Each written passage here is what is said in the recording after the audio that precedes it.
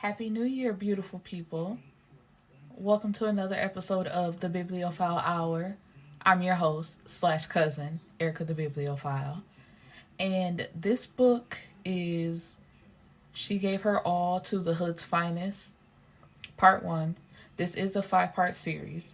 And this is the beginning of a challenge I made up for myself, where I'm going to read a book a day, take notes, record an episode, and try to release one every single day of the month of January.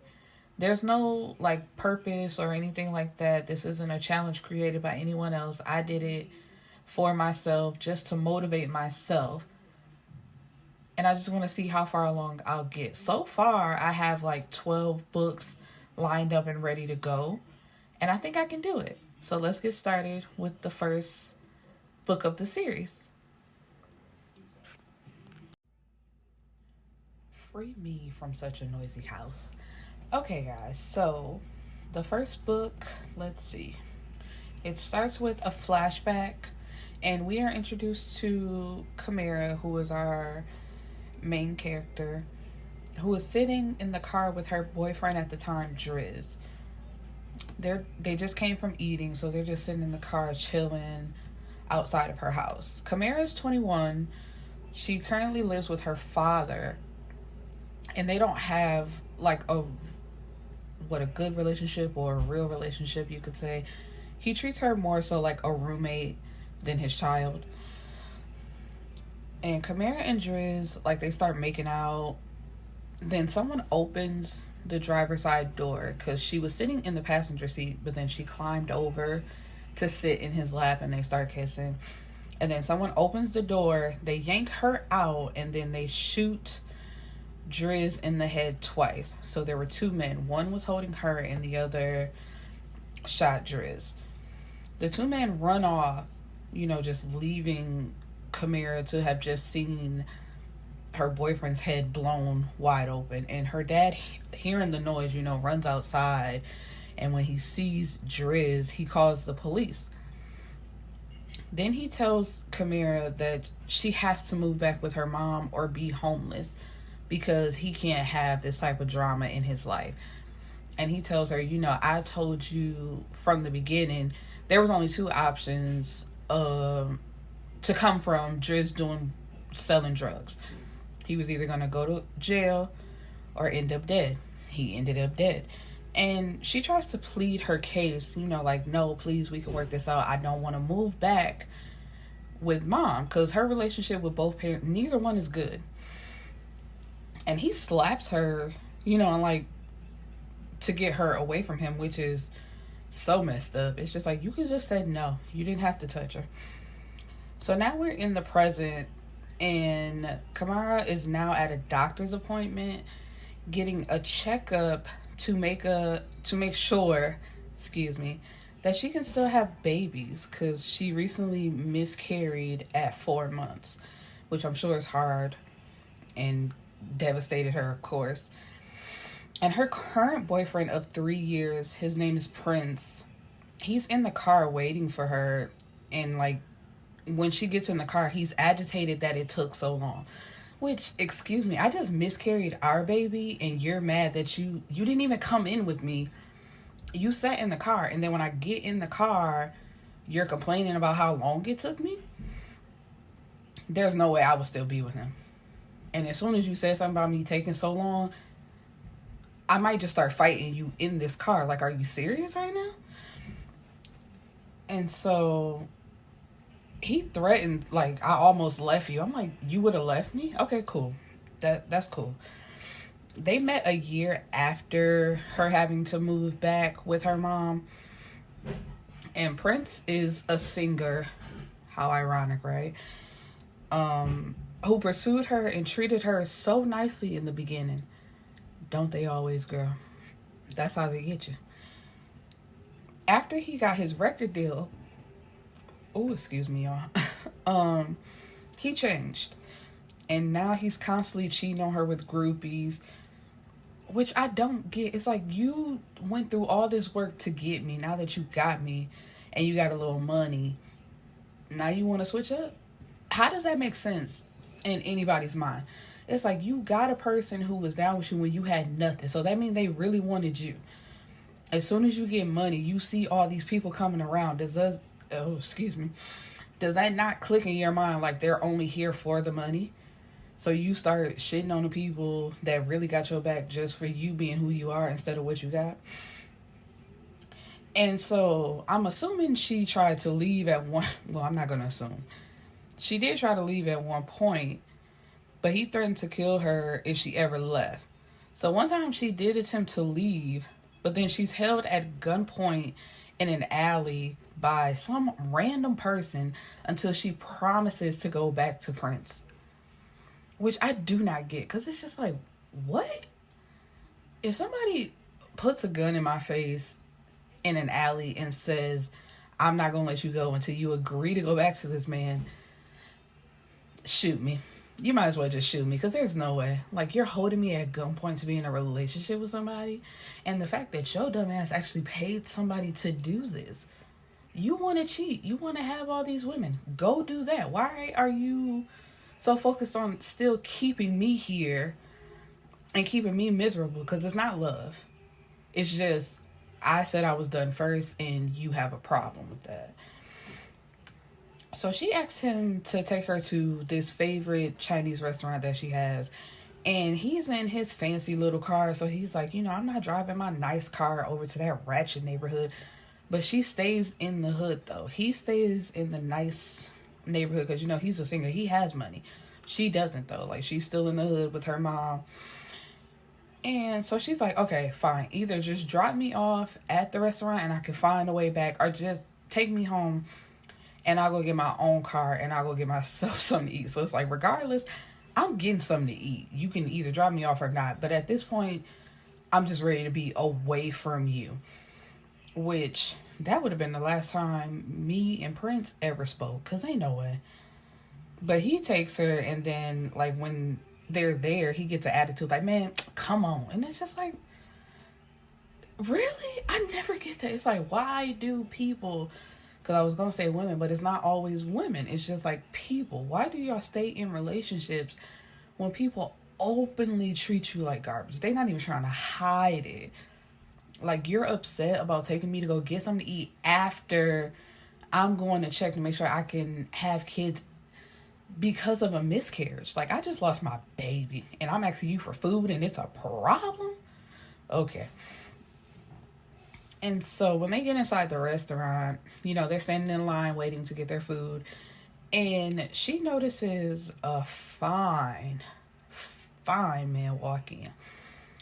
And he is described as having deep caramel skin, nicely trimmed facial hair, brown eyes, and he's covered in tattoos, even on his face. And this, for a moment, reminded me of August Alsina. That's who I put in my mind, but I'm pulling over real quick from the story.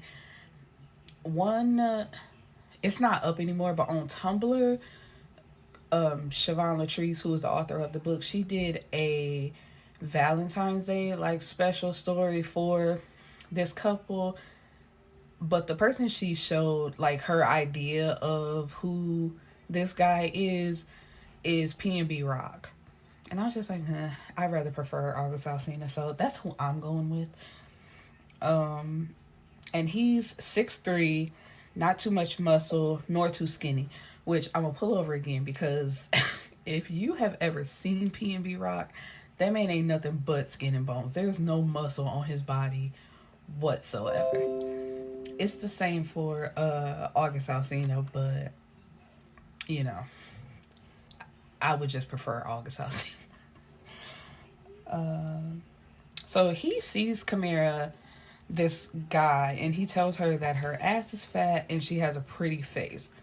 He has a woman with him, and she is obviously upset when he says that, and Camarih does not respond. But he says, you ain't gonna say shit? I just complimented you. And Prince tries to step in and say, hey, yo, this my girl, don't be talking to her like that. But Fine Man quickly shuts him down and, be happy that I didn't take your girl and bend her over in front of you. And it's just like, so you just gonna let him hold you like that? And he did. Like, Prince, he do all that stuff to Camarih, but he really soft. It's like, you can do this to a woman, but you won't say nothing to a man. And Prince leaves her inside alone and goes back out to the car.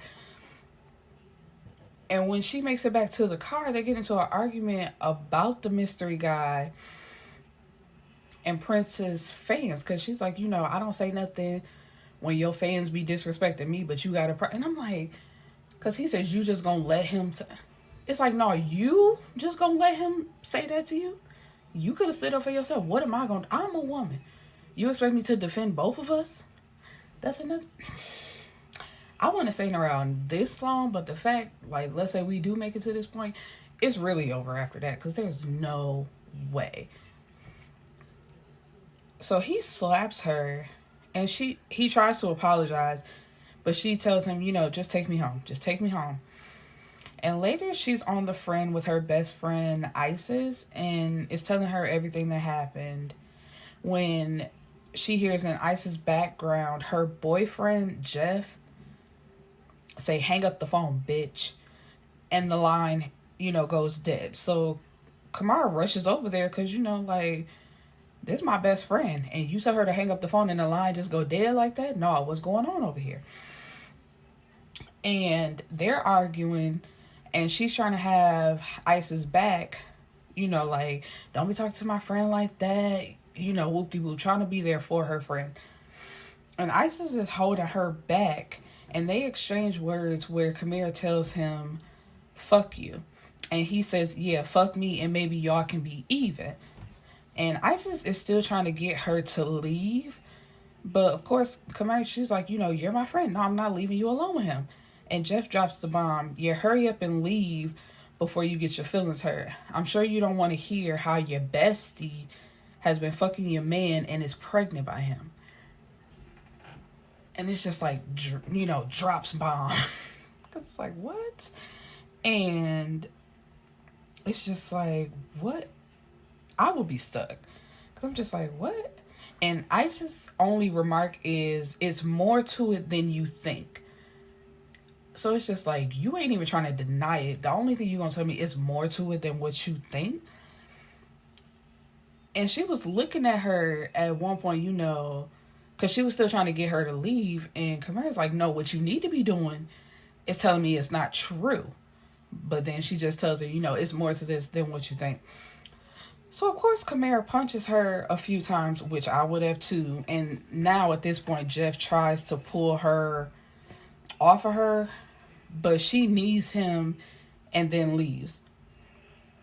And our mystery man's name is Tony Wacko. He is in his car getting head from the female that was with him in the restaurant.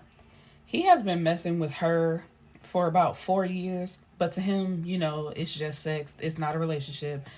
But of course, in Joy's mind, it's something completely different. This is her man.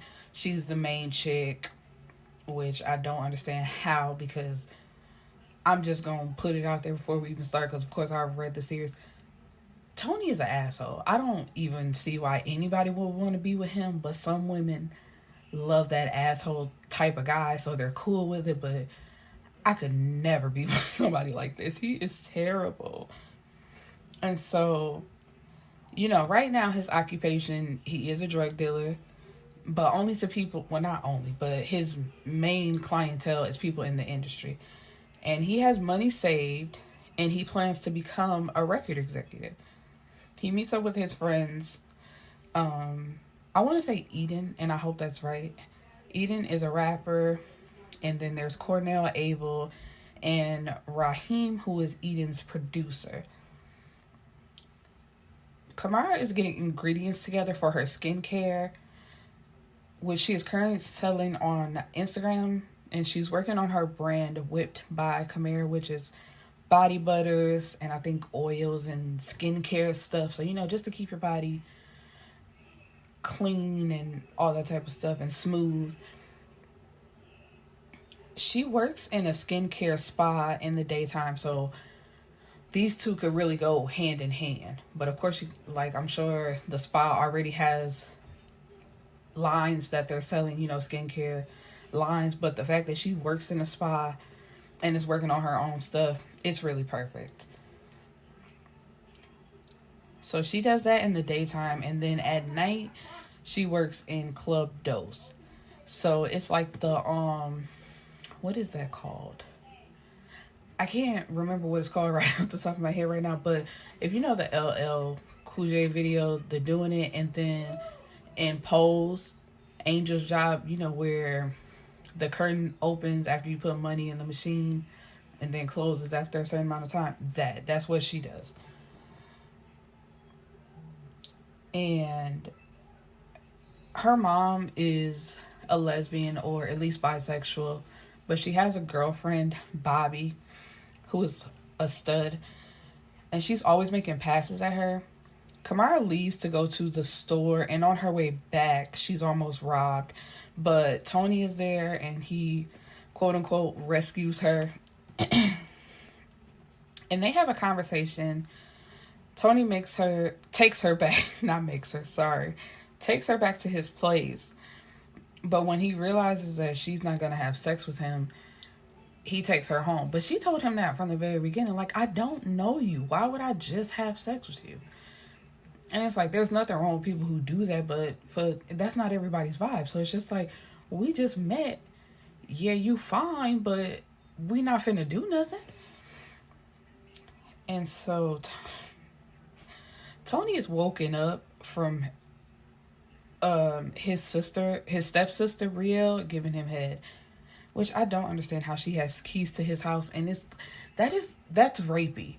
It's I don't want to wake up just with your mouth on me, especially if we not in a relationship like that. And it's this is your stepsister. That's just nasty, because that's too close to home. And it's anything with sister, relative, whatever, it's creepy. But they met before Tony's dad met Brielle's mom and got married. So even after the parents were married, they were still messing around, which is still creepy to me. So, and Brielle is another girl who feels as if she has some type of claim or bond with him when it's nothing but sex. And I've never understood that either. This is coming from somebody who really doesn't have that much interaction with people. But if it's only sex, how do you feel some type of emotional bond, claim? You know what I mean? Especially when people are telling you something different. You have to listen to the words that they're saying. But yeah, in her mind, it's something special between them, and it's not. Because he never treats her nice. He doesn't say anything nice, doesn't give her anything. It's literally just sex, and that's it. He kicks her out, and then he goes to meet with a realtor to purchase a building for his studio. A few days later, he is showing Eden the space, and he sees Camarih across the street at the nail salon. So Camarih had broken things off with Prince, obviously, because it's you're having a baby with my best friend, and y'all been creeping around my back. But she lets him talk her into coming to his show. So while he is performing, his label owner, whose name is Stallion, starts filling up on her, and she kicks him in the nuts and takes off running. So Stallion chases after her, and once again Tony has to come to her rescue. He takes her to get food and then to his studio, which his label is called Make a Killing. They eat, talk about their future and their businesses and what they plan on doing. And this leads to sex. And Tony lets her know he is not what she needs as he drops her off, which of course crushes her little feelings, because she has a crush. I'm saying crush way too much, but she likes him. So then when they have sex, she feels like there's something there, and he immediately, let me, before you even start, this ain't going where you think it's going. And a few days later, Tony invites her to the studio. But when she gets there, he has a girl in his lap. So she turns around to leave because it's like, what did you invite me down here for if you already got a girl sitting in your lap? I'm not needed then. He chases her, but then Joyce shows up. So it's like, so you just had one in your lap and then you got this one right here. Yeah, I'm good on you. And she tries to leave again, but Joy calls her a hoe. So she punches her in the face. And Tony tells her he is going to take her on a date. And they go to a drive-in movie, which I find so cute. I want to go to a drive-in movie. I just feel like that would be dope. We could sit in the car with the speaker and just watch the movie together.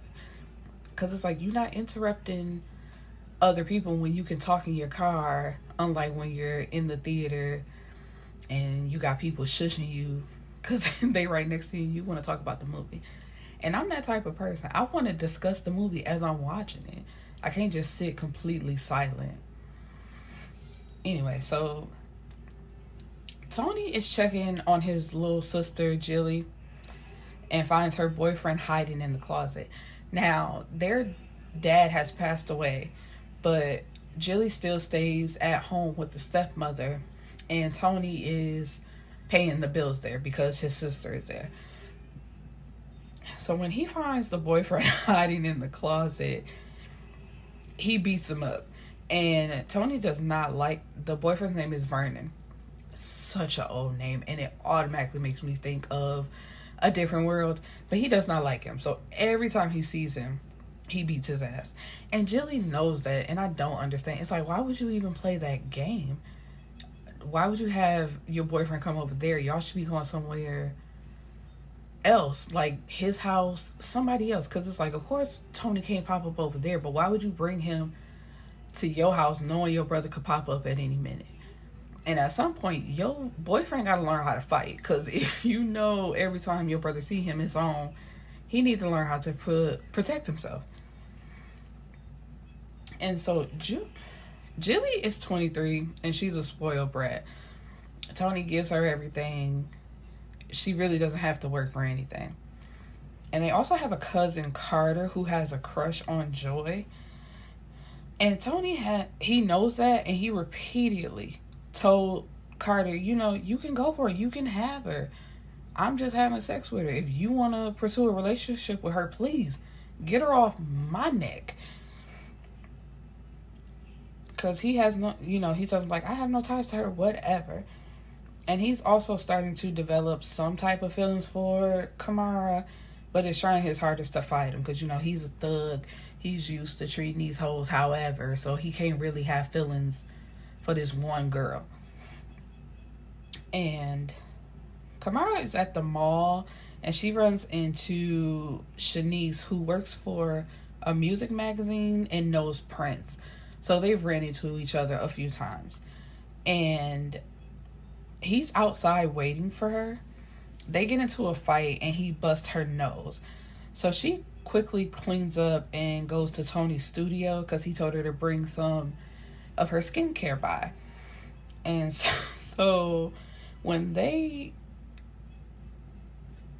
put out her products and, she's trying to tell the women about it, nobody's really paying her any attention. So Tony pulls out his gun and makes the women purchase, like, all of her products. So she sells out right then and there.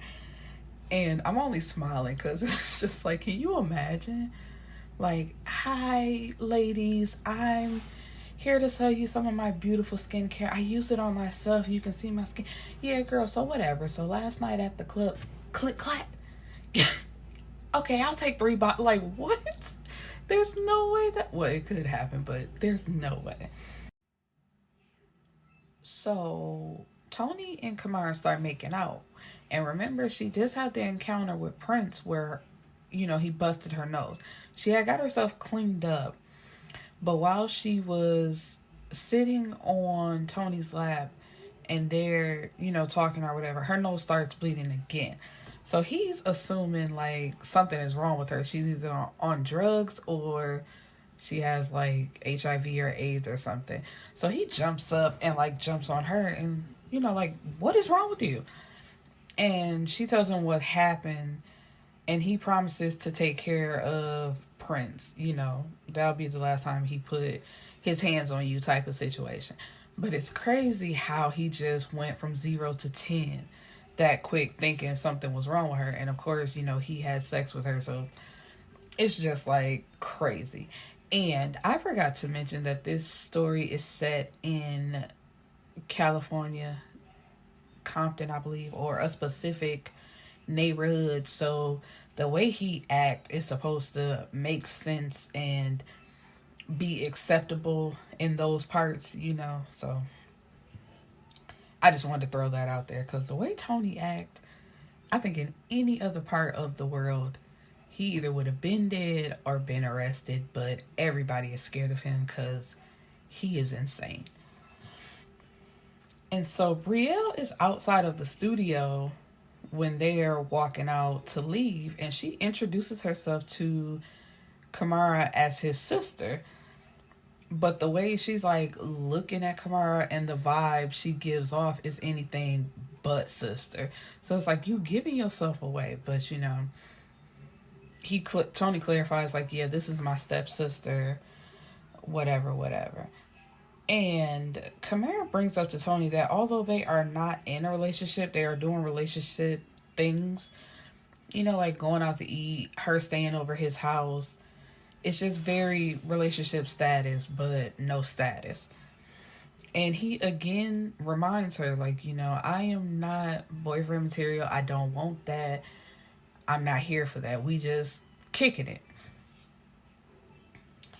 So Tony goes with Raheem and Eden to a club that Prince is in. Tony goes in by himself, but he knocks Prince out for Camarih, which is pretty sweet.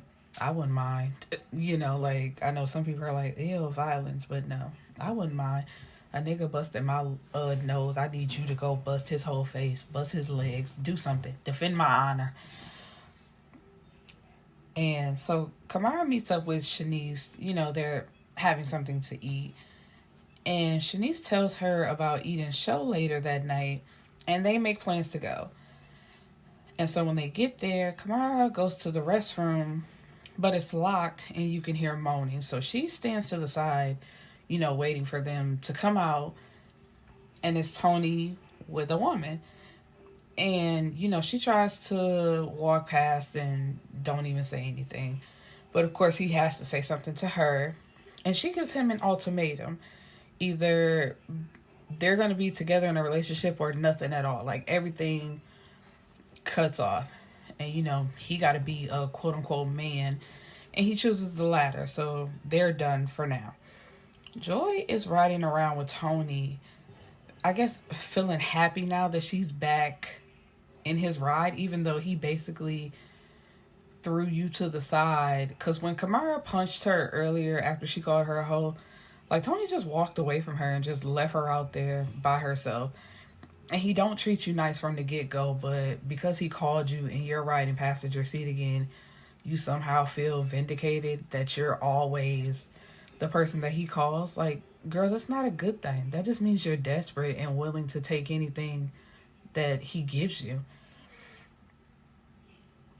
And that was a couple weeks ago. So it's like, he hasn't talked to you in a couple weeks, but because he still calls you, that feels good to you. Joy, I want better for you, sweetheart. And he goes to the swap meet where he buys Camarih 2 bracelets and a necklace. And Joy first is thinking it's for his sister, but of course it's not. And this man even has Joy give him $8 so he doesn't have to break $100 to pay for the stuff. And she's upset about him buying the jewelry and flowers, but she still gives him the money. And she's not too upset. She still has sex with him when they go back to his place. And she really believes all he need is time to see that she is the one for him. It's like, time to see what? That I can basically do whatever I want and you still gonna be there? That doesn't make you the woman for him. That makes you stupid. I don't believe this. And then also, she believes she's the one for him because she is pregnant for not the first, not the second, not even the third, but the 4th time for Tony. but she has had an abortion every single time. So now that she's pregnant for the 4th time, that's supposed to mean something because he keeps getting her pregnant. Ever been listening to your favorite podcast and think, hey, I want to start my own? Then you need Anchor. It's the easiest way to make a podcast. Let me explain. First, everyone's favorite word, free. There's creation tools that allow you to record and edit your podcast right from your phone or computer. Anchor will distribute your podcast for you so it can be heard on Spotify, Apple Podcasts, and many more. You can even make money from your podcast with no minimum listenership. It's everything you need to make a podcast in one place. Download the free Anchor app or go to anchor.fm to get started. So Tony is making a drop off to one of his customers, and the customer's having a party, and he makes a connection with a radio host to get Eden's song played. He is excited, and the first person he wants to tell is Camarih. So he pulls up to her house, and they have sex, but once again have a falling out about being in a relationship or at least dating exclusively. And sidebar, I have to say, if you hear any noise in the background, that is a television. Someone is playing a game, and they have to have the TV on 1,000 for no reason at all. So if you do hear that, I apologize. So Camarih is going to an African American women's expose to sell some of her products. When she gets to her table to set up, there's a huge arrangement of white and red roses waiting for her. And they're from Tony. And when she gets ready to leave, he is waiting at the bar for her.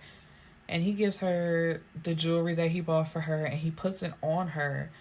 But Camarih still makes it clear that there's nothing going on. He's already stated he didn't want a relationship. He doesn't even want to date exclusively, so there's nothing for them to talk about. Thanks for the jewelry, though. And I'm with it, because it's just like, if I ask you for this and you say that's not what you want, okay, I'm not forcing the issue. Deuces. We ain't got nothing else to talk about. So you showing up with flowers, you showing up with jewelry, and that's another thing. You don't want to date, but you do relationship stuff. Like, what are the roses for? What is the jewelry for? You don't buy that for somebody you just want to have sex with.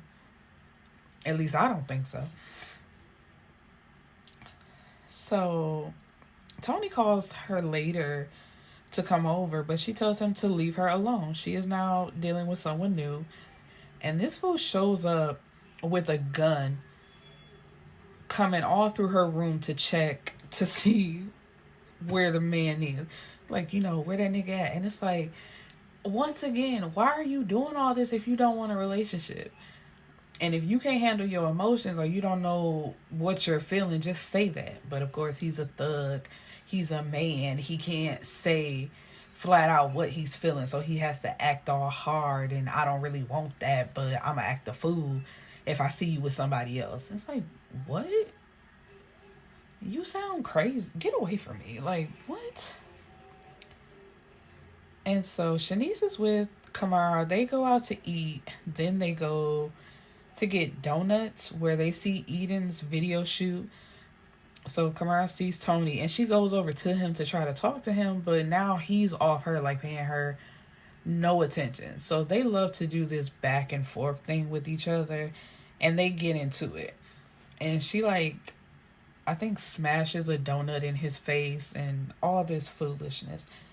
And Tony mistakes Shanice for a video girl and is rude to her, why ain't you over there with the mother hoes? And it's like, because I'm not a hoe and I'm not here for this video. I'm with my friend. And this is another thing. Like, Tony talks to everybody crazy, but because he's crazy, ain't nobody gonna do nothing to him, which is ridiculous. Because it's like, if you just see a woman standing there, even if y'all are having a video shoot, why would you just go up to her and basically like, ho, why you ain't doing what I told you to do? Da, da, da. Like, what? And then she meets Shanice meets Raheem and they flirt a little bit, but Shanice is married and she's been married to her high school sweetheart, Paul, who has cancer. Later, Tony sees Camarih coming out of the nail shop with a man and rushes over to attack the man, thinking that was her new man that she was talking about. And she tells him, he's one of the nail tech's boyfriend. He was just helping me out the door. What is wrong with you? And she throws a rock at the back of his head and tells him to leave her alone. So at the studio, Joy shows up to tell him yet again she aborted the baby. But he does not care. And that's another thing. It's like, why do you keep getting pregnant to keep having these abortions? And then you tell him about it. So, of course, he's not going to care if the baby ain't coming. Camarih goes to San Diego with Shanice to a carnival. So, where they wear those beautiful costumes with the head dressing. Who is Rihanna? It's that one photo of Rihanna where that woman is breathtakingly gorgeous. And plenty other Caribbean women. They look beautiful in it, but that's the one I can think of off the top of my head, of course. And when she gets back home, and I hate to say once again, but it was like once again, Bobby attacks her, trying to hold her down and basically force herself on this girl. But this time, Camarih gets free and punches her in the face. She locks her door, but is awakened by her mama accusing her of sneaking men in the house because that's what Bobby told her. And we already know that she doesn't have a good relationship with her mom and basically believes whatever the girlfriend tells her. So because the girlfriend couldn't do what she wanted to Camarih, she then tells the mom that she knows for a fact that Camarih been sneaking boys in the house. And she tells her that's not true. And she tells her mom about Bobby filling up on her. And her mom hits her. And you can tell that her mom is jealous of her because instead of believing her or even turning to question the girlfriend, she just tells Camarih that she's not that pretty and not everybody wants her and nobody cares about the one little dimple in her face. And it's like, you're showing your jealousy of your own child and it's sick. Why are you bringing up her being pretty, about her dimples, about her looks at all? If I tell you that your girlfriend is touching me and I don't want her touching me, what does my looks have to do with anything? Because I'm pretty sure if Camarih wasn't described as being the prettiest girl ever, because that's really how she is described. She's delicate, she's pretty, she's small, she got the right kind of features, she has pretty long hair. Even if she didn't look like that and looked ugly, if I tell you this, why wouldn't you believe me? Is what I don't get. Is basically what I'm trying to say. Her looks have nothing to do with it. It's a simple fact. I told you this and you don't believe me. Also, she makes Camarih take a pregnancy test and tells her if it's positive, she has to get out. So Camarih confidently takes it. She's like, I'm not pregnant, so ain't no problem. But she's waking up again by her mom telling her to get out. And she's like, what is the problem now? She said, I told you if you were pregnant, you had to get out. So, that's how she discovers herself that she's pregnant. And she has Tony meet her at the hotel that she's now staying in to tell him that she is pregnant. And he says, by who? Because he still thinks she has this imaginary new man. So it's like, okay, if you pregnant, that has nothing to do with me. Go tell that nigga. And Tony is with his friends and they go to Club Dose. Remember, that's the club that Camarih works at. The owner gives them the back room for free. And when the curtain and the glass, it's just the curtain because the glass doesn't go up because they stay behind the glass. So, excuse me. When the curtain goes up, they see that it's Camarih. Tony bangs on the window to get her to stop, but she just keeps going. So Tony pulls out his gun and they try to push the button to close the the window, but it's not working because, after it's open until the show is over. And somebody rushes out to get the owner because Tony basically threatened to shoot the whole room up if they don't get this door closed right now. And so when the owner comes in and asks him what's the problem, Tony's like, that's my woman back there. Open it up so I can get back there. So, of course, Camarih's thinking she's safe from him because he can't come back there. But the owner opens up the door, let him in. He rushes to Camarih. And they argue a little bit, but then they end up having sex. Because she's like, why would you want to have anything to do with somebody who you calling a hoe and you said this ain't your baby? And he's like, man, I know that's my baby. Chill out. And he calls Brielle, because after they argue, it's over. He calls Brielle to pick him up and take him home. She is pushing up on him, so he lets her give him head. But he still has Camarih on him. And he says, does it taste good? Do you like it? That's because my girl was just on me, just saying some really rude stuff. And he said, don't be bragging. Don't be out here bragging about how you ate my girl's pussy. And I died. So sorry. Because every time I think about it, it makes me think about Poetic Justice. And if you've seen the movie, you know what I'm talking about. So Tony moves her out of the hotel that she's staying in and in with him. And he officially asks Camarih to be his girlfriend. Raheem is having sex with a woman named Phoebe, a girl he's been messing with since he moved to LA. But Raheem is actually married to Amara, who is in Las Vegas with their daughter. Also, he is still flirting with Shanice, so he's trying to have himself a little harem. So while out at the club one night, Amara calls and Shanice sees it. And, is that somebody you need to answer? And he says, no, that's just his baby sister. So they kiss. Camarih has a random run-in with Isis, who, for some strange reason, is still trying to be her friend. And Prince doesn't want anything to do with Isis or the baby. And I'm like, girl, how did you not know that when he was in a whole relationship with your best friend and y'all were creeping around? She tells Camarih that Tony is not any good for her, which Camarih blows off because it's like, you don't know anything about him. You just know what you've heard from the neighborhood. So, and you slept with my man. Why would I take any advice from you, girl? Camarih meets someone named Ruby inside of a Jamba Juice. And Ruby is Mark Vega's assistant, and who is a music manager. And Camarih passes along one of Tony's business cards. Can you give this to your boss for me? Basically promoting her man. So Ruby is being overworked and underpaid. And she is also underappreciated by her boss. Because, she's not really doing any assistant work. She's really just doing all his errands that he doesn't feel like doing. She's not doing anything that has to do with music, actually. So getting him coffee, detailing his car, picking up his laundry, all that type of stuff.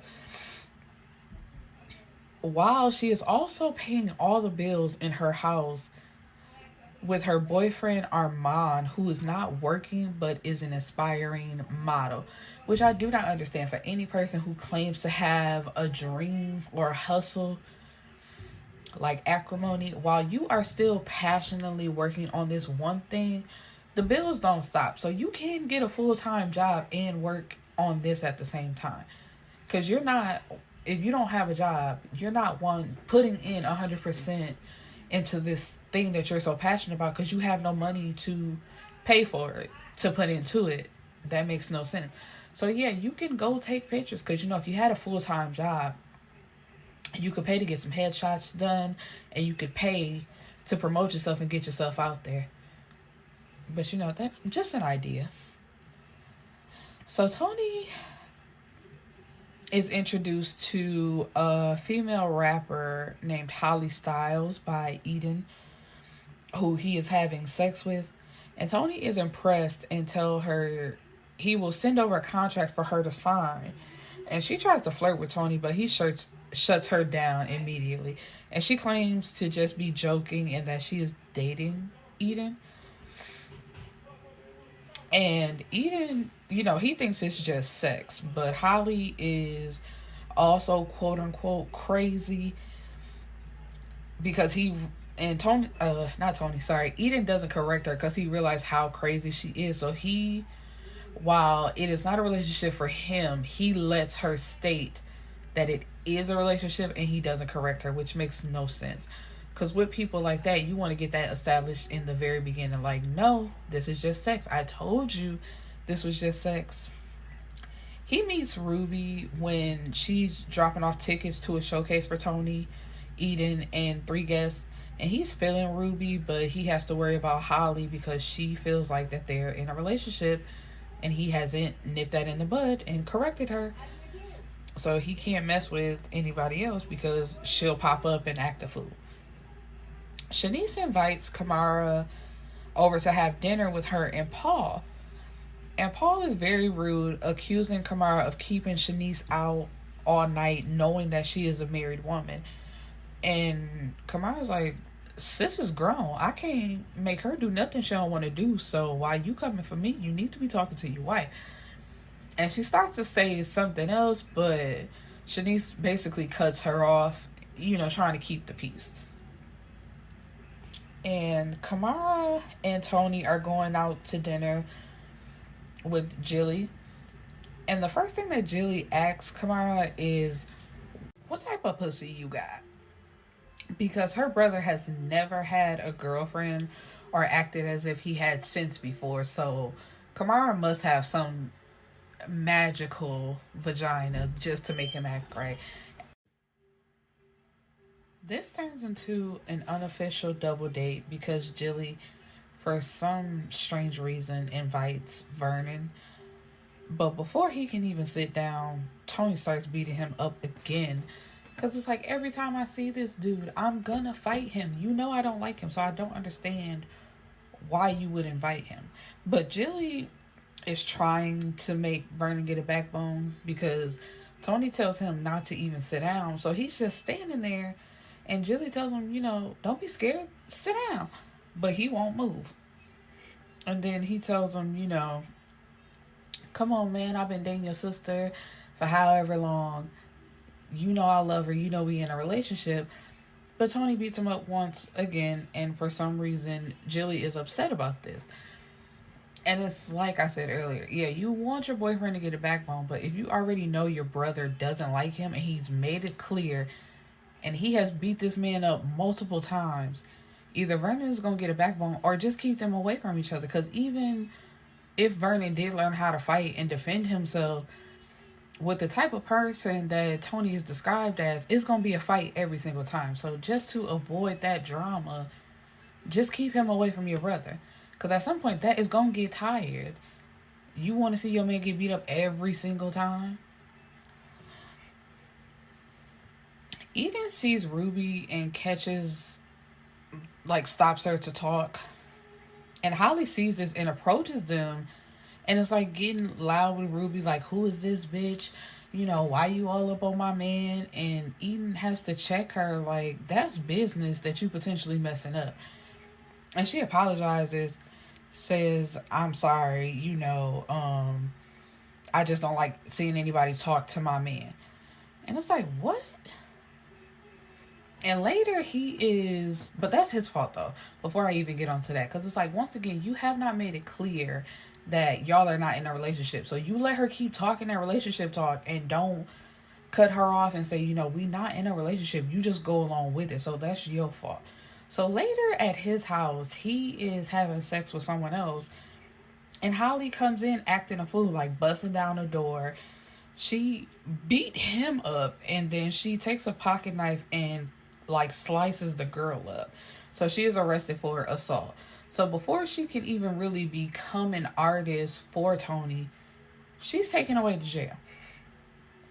And Shanice has sex with Raheem.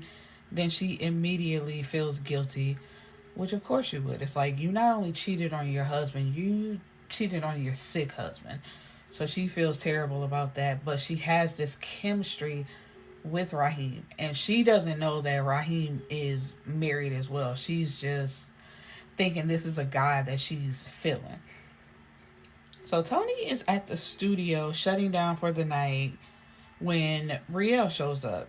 And she's sitting there trying to question him about Camarih, and then begs him to give her a chance. She's like, you know, you never really gave us a chance, but you doing all this stuff for this girl. She ain't that special. She's just like the rest of us. So why would you choose her over us?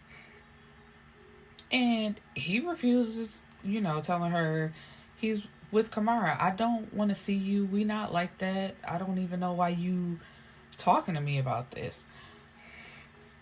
And Camarih tries one more time. Well, you know, have sex with me one more time. And when he refuses, she screams, well, I know for sure no bitch can fuck you like I can. And Camarih is standing in the doorway looking mortified. And that's where this first book ends. And I just, like, it's so much drama. I am never one of those people that, like, every time you turn around, something new is going on. I like a relaxed, plain, boring life. Like, we can go have fun together, but all this drama, I'm not with the drama. I'm with a good time, but no drama. I take that back. Occasional drama, but like I said, every day you turned around, it was something else going on. So anyway, so this is day 1 completed of a 31-day challenge. Come back for day 2, which is also part 2 of She Gave Her All to the Hood's Finest. Have a beautiful day, week, whenever you're hearing this. Peace and blessings, people.